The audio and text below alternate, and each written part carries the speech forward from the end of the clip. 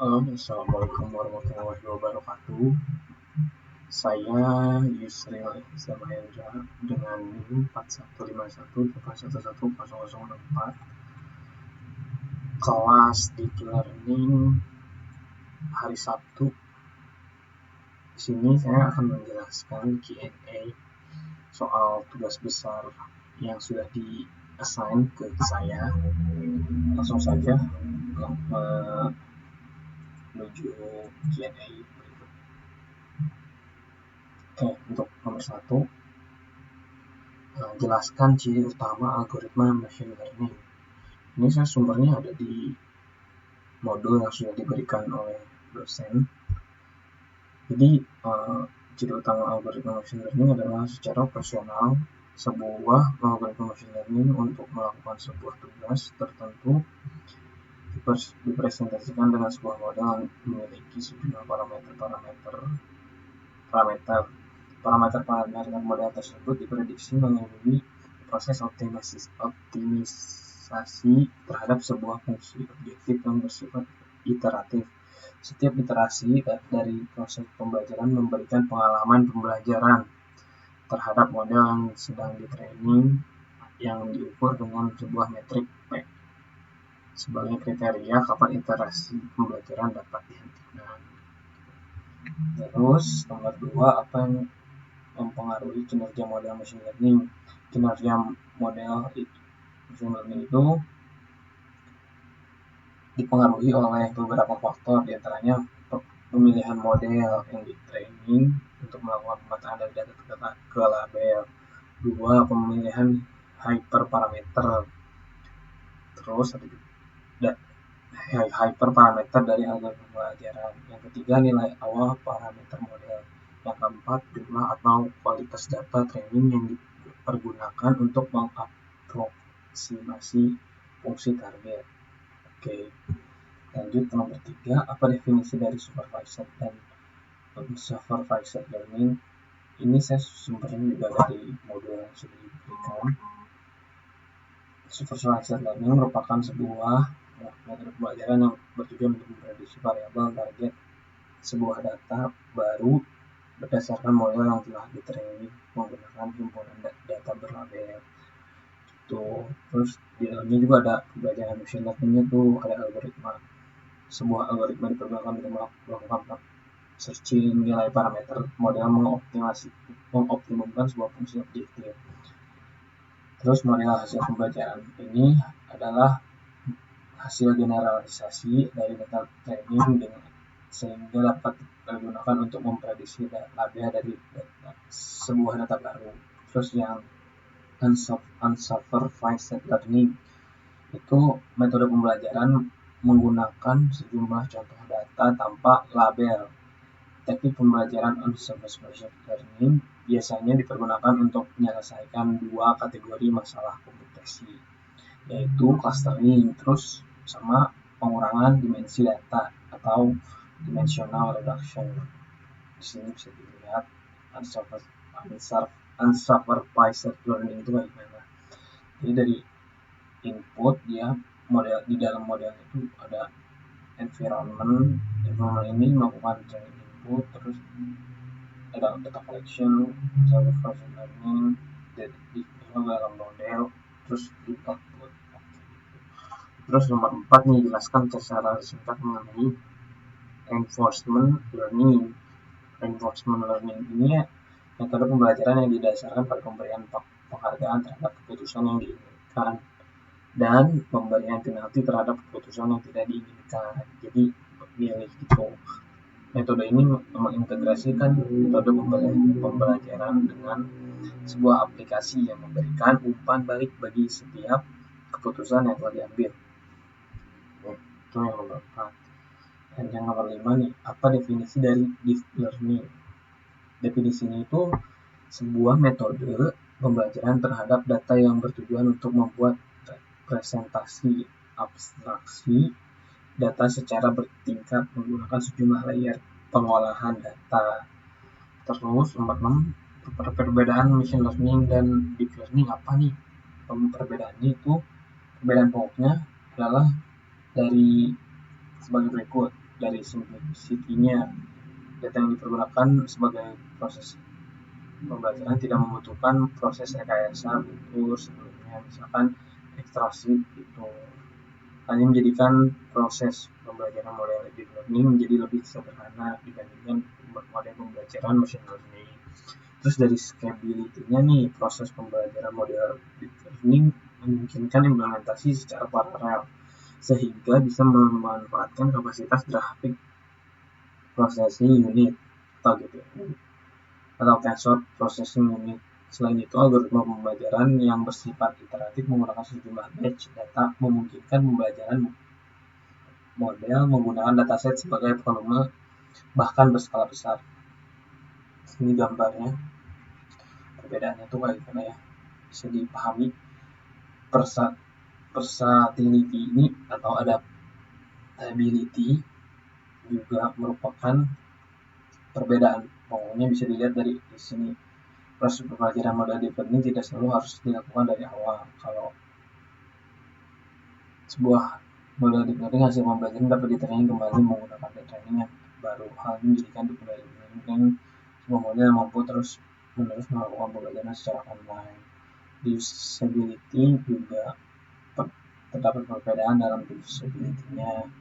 Sebuah model hasil yang telah ditrain bukan sebuah dataset berskala besar dapat dipergunakan untuk melakukan tugas menggunakan dataset berskala lebih kecil. Kemampuan ini disebut transfer learning, menghemat data pembelajaran ulang. Terus jelaskan tentang konsep single perceptron. Secara filosofis, kalian bekerja mirip dengan model linear, yaitu mencari decision boundary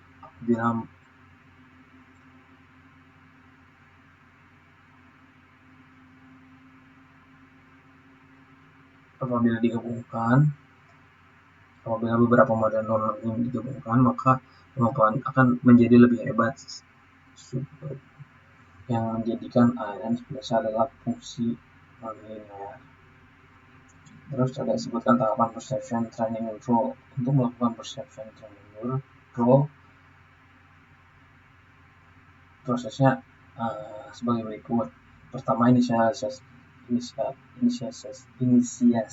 nilai synapse switch, bisa random ataupun dengan aturan tertentu. Terus lewatkan input pada neuron, kemudian kita akan mendapatkan nilai output. Kegiatan ini disebut feed forward. Terus yang ketiga, nilai output tersebut dibandingkan dengan desired output. Apabila nilai output sesuai dengan desired output, tidak perlu mengubah apa-apa. Apabila nilai output tidak sesuai dengan desired output, hitung nilai error, kemudian lakukan perubahan terhadap ini parameter. Yang keenam, ulangi langkah-langkah ini sampai tidak ada perubahan nilai error. Nilai error sekurang dari nama dengan suatu threshold, biasanya mendekati 0 atau sudah mengalami proses latihan sebanyak T kali threshold. Apa yang dimaksud dengan likelihood function di Bayesian probability? Di sini ada formula. Ini P-nya itu disebut prior, yaitu pengetahuan asumsi awal kita. Setelah kita mengobservasi fakta baru, ini Y dapat berupa kumpulan data atau data point. Kita mengubah asumsi kita. P ini disebut likelihood function. Likelihood function mendeskripsikan peluang data untuk asumsi atau pengetahuan tentang X yang berubah-ubah X sebagai parameter yang dapat diatur. Dengan likelihood function tersebut, kita mengkoreksi pendapat akhir kita yang dapat digunakan untuk mengambil keputusan secara umum. Probabilitas Bayesian mengubah prior menjadi posterior akibat adanya kepercayaan baru. Nama ini tuh likelihood. Oke. Terus kita lanjut aja ya. Ini jelaskan mengenai univariate dan multivariate Gaussian. Disebut univariate karena didistribusikan bergantung pada suatu input variabel, misalkan X. Distribusi univariate Gaussian dikarakteristikan oleh variabel X min variance diberikan pada persamaan seperti gambar ini. Terus untuk multivariate Gaussian adalah distribusi Gaussian yang bergantung pada lebih dari satu random variable, sedangkan Gaussian mixture model adalah gabungan dari satu atau model distribusi Gaussian. Masing-masing distribusi Gaussian memiliki bobot yang berbeda di GMM. Konon katanya GMM dapat memodelkan fungsi apapun. Ilustrasi diberikan pada gambar ini. Gambarnya lupa saya teks ini, sedangkan GMM berwarna biru. Terus lanjut, jelaskan perangkat keras yang digunakan untuk pengolahan data menggunakan deep learning, yaitu ketersediaan GPU atau TPU dalam 10 tahun terakhir menjadi salah satu faktor pendorong dalam pengembangan model deep learning. GPU dan TPU merupakan unit pemroses data di dalam perangkat keras komputer yang memungkinkan operasi matriks dilakukan dengan cepat.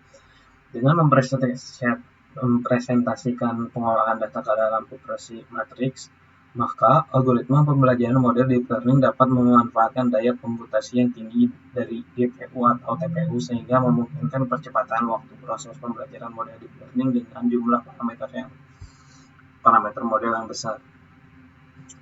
Menurut Anda, tools atau software apa yang dapat digunakan untuk deep learning? Pertama, software. Kita bahas dari software ya. OS-nya bisa dipilih sesuai selera masing-masing. Ada Windows dan segala macam lah di sini. Terus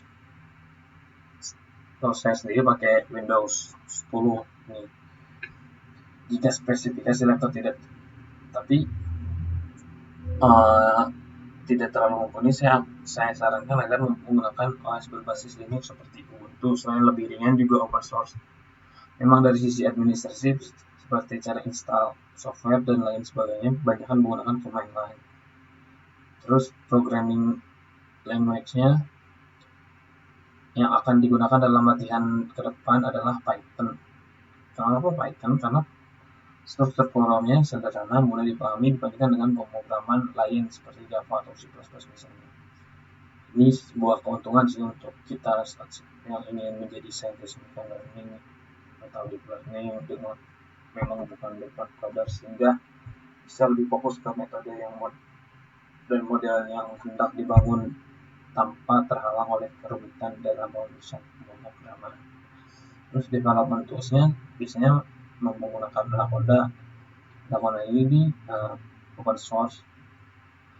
Dia bisa bahasa pemrogramannya Python dan R untuk scientific computing seperti data science, machine learning application, large scale data processing, predictive analytics, dan lain sebagainya. Terus sebutkan dataset yang dapat diolah dengan deep learning, ImageNet. Ini ada sih, bisa kita nanti saya lampirkan di description untuk contoh dataset. Apa yang dimaksud dengan activation function? Activation function itu berfungsi untuk menentukan apakah neuron tersebut harus aktif atau tidak berdasarkan dari weight atau weight sum dari input. Secara umum terdapat dua jenis activation function, itu linear dan non-linear activation function. Apa yang dimaksud dengan nomor 15? Apa yang dimaksud dengan fungsi objektif? Fungsi objektif adalah proses pembelajaran model machine learning merupakan proses optimasi terhadap sebuah fungsi objektif. Fungsi objektif adalah sebuah persamaan matematika yang digunakan untuk mengukur secara kuantitatif kinerja sebuah model machine learning. Dalam mengaproksimasi sebuah fungsi memetakan atribut data input dengan atribut label. Terus nomor 16, sebutkan formula yang dapat digunakan untuk validasi model deep learning. Nanti saya share juga di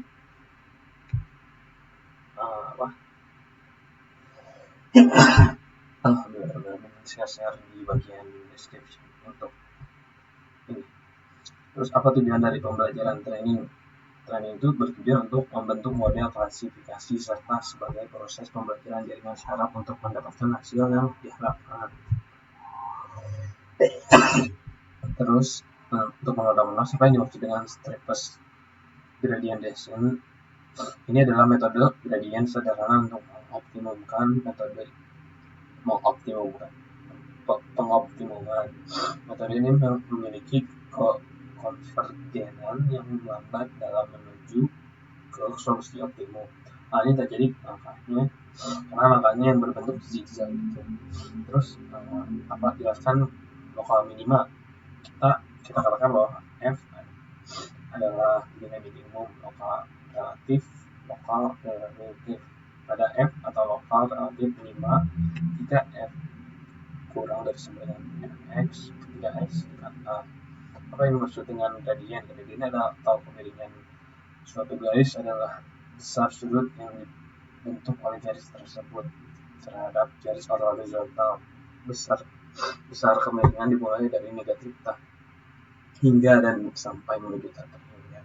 Oke, sekian video dari Q&A tugas besar deep learning. Jika ada penjelasan saya yang kurang atau salah, mohon perbaiki di kolom komentar. Terima kasih semuanya. Wassalamualaikum warahmatullahi wabarakatuh.